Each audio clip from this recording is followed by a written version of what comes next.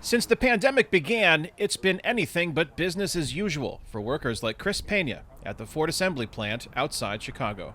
Just logistically, getting parts in from all over the U.S. and all over the globe has been really challenging, and it's been a stop and go through these past 2 years. At Chicago assembly plant, we can turn out, thousands of cars per day, but this has really slowed production down, and this week we're on a layoff temporarily.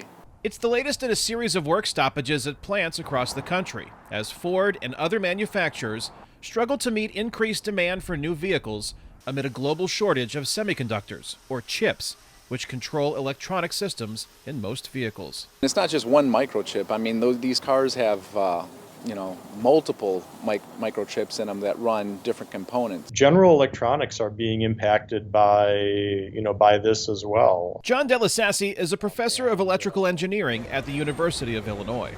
He says automotive manufacturers reacted to the lockdowns and layoffs brought on by the coronavirus pandemic and ordered fewer microchips, incorrectly anticipating reduced demand for new vehicles. I think they were expecting the demand of things to crash. In response to that, they reduced their forecasts to the chip suppliers. That caused them to reallocate their capacity to other places. And when the demand came back faster than expected, the automakers no longer had a place in the queue, so to speak.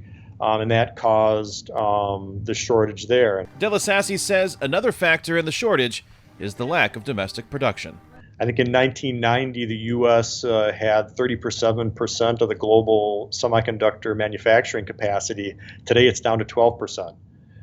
And a lot of that has gone overseas, particularly to Asia. Despite those global supply shortages, when production is underway, vehicles like these Ford Explorers continue to roll off the Chicago assembly line without semiconductors in them, creating other issues. Production still goes even if we can't get the part. We're going to try and build most of the car that we can and then get it to a lot which is being leased on, by Ford Motor Company. There's multiple lots being leased where they can just put cars for now. Which is where they sit and wait by the thousands for chips to arrive and workers to complete the installation.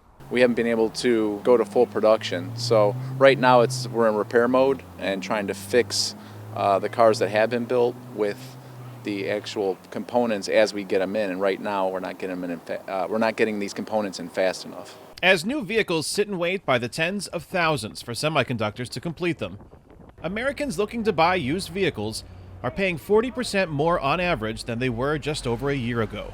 The U.S. Bureau of Labor Statistics reports new vehicle prices also rose 12% in the same period. Kane, Farabaugh, VOA News, Chicago, Illinois.